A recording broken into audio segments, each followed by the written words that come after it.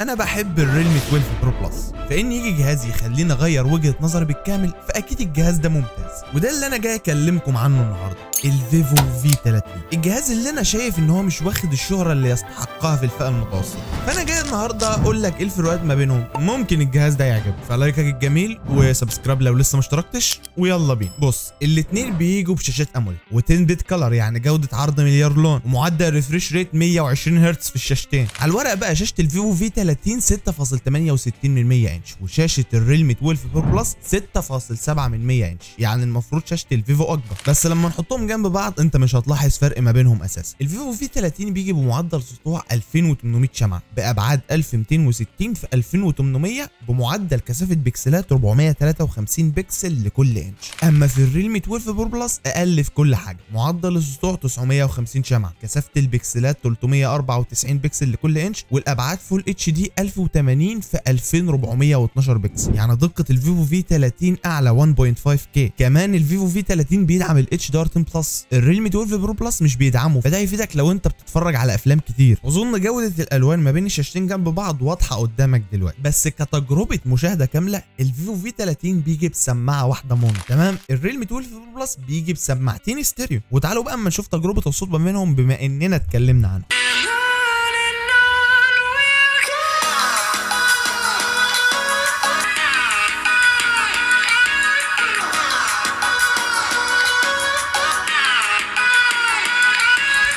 بس النوتش اللي في الشاشه في الفيفو في 30 تحسه اكبر سنه من الريلمي 12 برو بلس، الحافه السفليه والحافه اللي فوق. طبقه الحمايه بقى اللي على شاشه الفيفو في 30 اسمها سكوت الفا. الريلمي 12 برو بلس ريلمي ما اعلنش فيه عن اي طبقه حمايه، بس اسمها اساهي جوريلا جلاس دي ستار 2، والبصمه في الجهازين كويسه جدا وسريعه شبه ما احنا متعودين من فيفو ومتعودين من ريلمي، الاثنين اصلا من نفس الشركه الام اللي هي BBK، فنقدر نقول على الجهازين دول ولاد خاله او ولاد عمه او اي حاجه. انت عملت رايك ولا لسه؟ انت طبعا شايف ان الريلمي 12 برو بلس بيجي بظهر من الجلد وتصميم شيك جدا، الفيفو في 30 بقى بيجي بظهر من الازاز، بس المؤسف ان الاثنين بيجوا بفريم من البلاستيك. وعايزك تكتب لي في الكومنت انت حابب انهي شكل تصميم فيهم هما الاثنين. الريلمي 12 برو بلس بيجي بشهاده مقاومه للميه IP65، ودي ضد طرطشه الميه بس اعلى شويه عن اللي موجوده في الفيفو في 30 IP54. اللي يزعلك هنا ان الفي 29 النسخه القديمه من الفيفو في 30 كان جايب IP68 اللي بتضمن ان الجهاز ممكن يقعد تحت عمق متر لمده نص ساعه تحت الميه، فليه فيفو تعمل في نفسها كده وتستغنى عن الشهاده واللي هي حاجه مهمه جدا دلوقتي؟ فيعني بسبب الظهر الجلد وشهاده مقاومه الميه الاعلى وشكل تصميم الريلمي 12 برو بلس، فانا حابب تصميمه اكتر. غير كده بقى لو انت بتحب ظهر الازاز وعندك كمان هنا الاورا لايت اللي مفيده جدا في التصوير، فاكيد دي حاجه هتعتمد على رايك انت. طب تعالى نتكلم عن الاداء لان في لخبطه هنا في اسامي المعالج.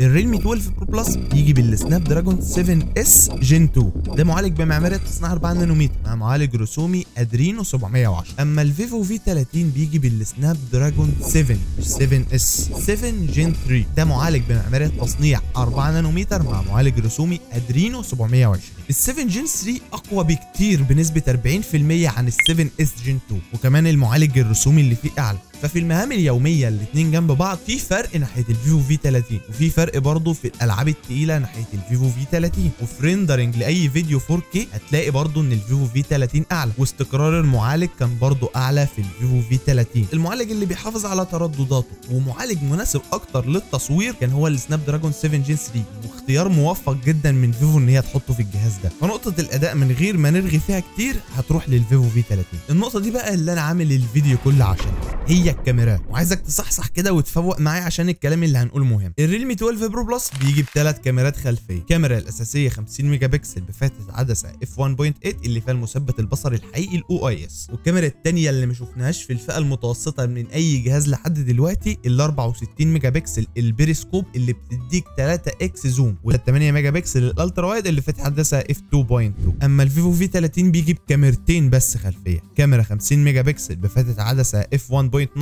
وفيها برضو المثبت البصري الحقيقي الOIS، والكاميرا الثانيه ال 50 ميجا بكسل الالترا وايد اللي تقدر تصور فيها فيديوهات بجوده 4K. اما بقى الكاميرا السيلفي 50 ميجا بكسل في الفيفو في 30 و32 ميجا بكسل في الريلمي 12 برو بلس. تعالوا اما نشوف تجربه التصوير ما بينهم عامله ازاي. الاثنين جنب بعض فيهم فرق معالجه وواضح جدا من اي صوره هتحطها ما بينهم. الريلمي 12 برو بلس مقلل في الوان الصوره هي شبه ما بتشوفها، ودي حاجه انا حاببها فيه. الفيفو في 30 على الجنب الثاني بيعالج الصوره وبيعزز من الوانها، بس غير اي جهاز تاني في الفئه المتوسطه بيعزز من الوان الصوره، الفيفو في 30 بيعززها لك بشكل عينك تحب تروح تشوف، شكل انت حبه، اللي هو تزويد الالوان مش هيغير من طبيعه الصوره. ودي النقطه اللي بقول لك غيرت وجهه نظري في الريلمي 12 برو بلس. يعني الفيفو في 30 مقدم لك مميزات كتير غير نقطه الكاميرا، يعني مثلا كاداء كشاشه، وكان ممكن نقطه الكاميرات دي ننتقده فيها بالمقارنه مثلا مع الريلمي 12 برو بلس، بس حته معالجه الصور دي ما كانتش مسببه لي اي مشاكل، لا ده بقت ميزه من مميزات الجهاز. كمان احساس البوكا افكت والعزل اللي موجود في الصور بيكون احساسه افضل في الفيفو في 30 عن اللي موجود في الريلمي 12 برو بلس، والاتش دي ار وتوزيع الاضاءه والسطوع اللي بيكون في الصوره افضل في الفيفو في 30. يعني لو طلعنا اجهزه سامسونج من المعادله،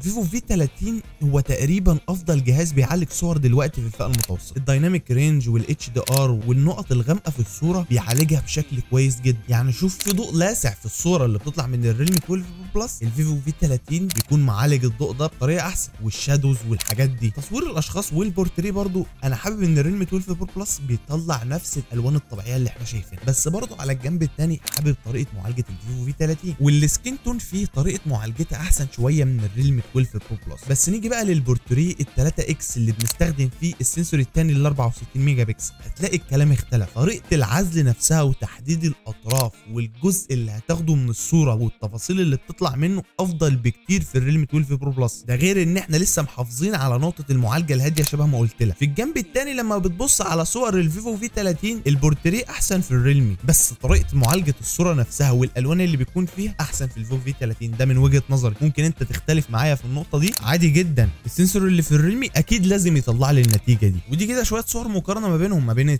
2 اكس الديجيتال زوم من الفيفو في 30 اللي هو حاجه من السنسور نفسه، وال 3 اكس الاوبتيكال زوم الزوم الحقيقي من السنسور اللي موجود في الريلمي. انت شايف انهي بورتريه احسن في الجهازين؟ يا ريت تكتب لي ده في الكومنت. السنسورين دول بيدوا للجهازين امكانيه انهم يزوموا في الصوره. الفيفو في 30 بيكون اخره 20 اكس زوم، السنسور بيطلع في النفس عشان يقدر يوصل لهم، اما في الريلمي 12 برو بلس في سوبر زوم بيوصل ل 120 اكس. ودي كده مقارنه ما بين تصوير ال 6 اكس ما بينهم هما الاثنين، طبعا فرق التفاصيل واضح ما بينهم. نتقل شويه ونوصل لحد ال 20 اكس زوم ما بينهم هما الاثنين، ودي النتيجه اللي بتطلع منهم. ثم نغوص بقى ونوصل لحد ال 60 اكس في الريلمي 12 برو بلس، وبرده كانت لسه التفاصيل اللي طالعه منه كويسه جدا. نتكلم بقى شويه عن تصوير الفيديو، الاثنين بيقدروا يصوروا 4K على 30 فريم في الثانيه. المميز في الفيفو في 30 انه بيقدر يعمل كده على كل السنسورز، انما الريلمي بيعمل كده في السنسور الاساسي بس. ودي كده مقارنه تصوير الفيديو ما بينهم هما الاثنين. برده انا شايف ان حته المعالجه احسن في الفيفو في 30 سنه بسيطه بس عن الريلمي 12 برو بلس، عن طريقه المعالجه نفسها مش في التفاصيل. الاتش دي ار والحاجات دي، كمان المثبت البصري بيكون افضل في الفيفو في 30. يعني واضح ان الريلمي 12 برو بلس بيعاني في تصوير ال 4K من المثبت البصري، هتلاقي الفيديو فيه بيتهز اكتر بكتير عن الفيفو في 30. وده اللي مخليني شايف ان الفيفو في 30 جهاز افضل كباكج تصوير كامله. كمجمل كاميرات هتلاقي ان الفيفو في 30 بيقدم لك سيت اب كاميرات كويس، انما نقطه البورتريه بيكون فيها تفوق ناحيه الريلمي 12 برو بلس. بس كباكج تصوير كامله متكامله على بعضها انا شايف ان الفيفو في 30 هو اللي متفوق في النقطه دي. كمان الجهازين فيهم ميزه هنا انهم بيقدروا يصوروا بورتريه فيديو، الميزه دي نادرا ما بتلاقيها في اجهزه الفئه المتوسطه، بس فيها ناحيه قصور هنا في الريلمي 12 برو بلس. يعني لو شفت الشعر اللي بيطير ده هتلاقي ان البوك افكت مش مظبوط عليه شبه ما هو مظبوط في الفيفو في 30، وانت طبعا عارف ان احساس البورتريه ده طالع من السوفت وير اصلا. نشوف بقى التصوير الليلي اللي كان فيه افضليه برضه للفيفو في 30 من حيث نقطه معالجه الاضواء والحاجات دي، والتفاصيل والنيوز اللي بتطلع من الصوره كانت برضه في اقل من الريلمي 12 برو بلس. وما ننساش برضه ان الفيفو في 30 في الاورا لايت اللي بتنقل نتيجه التصوير من كده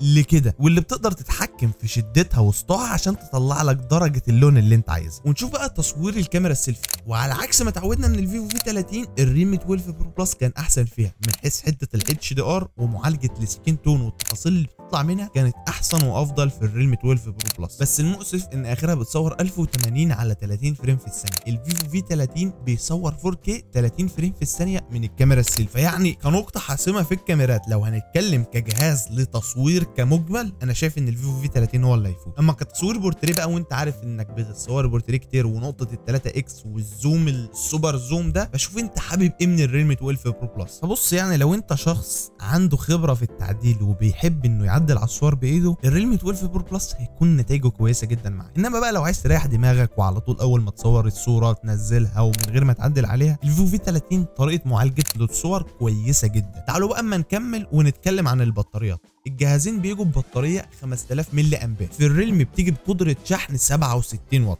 وبتقدر تشحن من 0 ل 50% في 20 دقيقة، ومن 0 ل 100% تقريبا في حدود ال 50 دقيقة. أما في الفيفو في 30 بتيجي بقدرة شحن 80 واط، وبتقدر تشحن من 0 ل 100% تقريبا في ساعة إلا ربع، 45 دقيقة بالكتير تكون شحنة 100%. فدي نقطة أفضلية. كمان فيفو بتضمن لك إن البطارية دي بعد 4 سنين مش هتقل عن 80%، هتفضل بالهيلث بتاعها كامل، فدي أفضلية كمان. فأكيد نقطة البطارية تروح للفيفو في 30. الشبكات بقى، ودي النقطة يعني اللي حيرتني شوية، الفيفو في 30 كان فيها اسرع، وده كان عكس توقعاتي، لان انا شايف ان ريلمي واحده من اكتر الشركات اللي بتقدم لك افضل شبكات دلوقتي، بس لما عملنا داونلود لفايل كان الفيفو في 30 هو اللي خلص اصلا. اخر نقطه هنتكلم فيها ودي الفيصل، هتشوف انت هتشتري انهي جهاز فيهم، هتكون السعر على حسب ميزانيتك. الريلمي 12 برو بلس والفيفو في 30 النسخه 512 جيجا مع 12 جيجا رام في السعوديه على مكتبه جرير عاملين تقريبا نفس السعر 1900 ريال سعودي. على موقع مثلا شبه نون السعوديه كانوا اقل بحوالي 100 ريال سعودي، وفي فرق ما بينهم من 30 ل 20 ريال ناحيه الفيفو في 30. وفي الامارات الريلمي النسخه ال 256 جيجا مع 8 جيجا رام، مركز ال 256 كانت عامله 1150 درهم، دي النسخه اللي لقيتها متوفره على نون الامارات. اما ال 512 جيجا مع 12 جيجا رام في الفيفو في 30 ال 512 كانت عامله 1600 درهم. في مصر بقى هتلاقي النسخه ال 512 جيجا مع 12 جيجا رام من الريلمي هتلاقيها ازيد، هتلاقيها اقل، مش هتطلع عن ال 20000 جنيه. اما النسخه ال 256 جيجا مع 8 جيجا رام من الفيفو في 30 هتلاقيها في حدود ال 22000 جنيه 21000 جنيه الحاجات دي. فبعد اللي انت شفته والمقارنه اللي عملناها دي، هتختار ايه بقى؟ الفيفو في 30 اللي هيديك اداء افضل، سيت اب كاميرات متكامل، ظهر ازاز، اورا لايت، ولا هتختار ال 12 برو بلس اللي برضه بيديك تجربه مستخدم متكامله اكتر من حيث سماعات الاستيريو وتجربه تصوير بورتريه ممتازه جدا؟ يا ريت تكتب لي في الكومنت. وبس كده وصلنا لاخر الفيديو بتاعنا. يا ريت ما تنسانيش من الشير، لايك، كومنت، سبسكرايب. اشوفك الفيديو الجاي. سلام.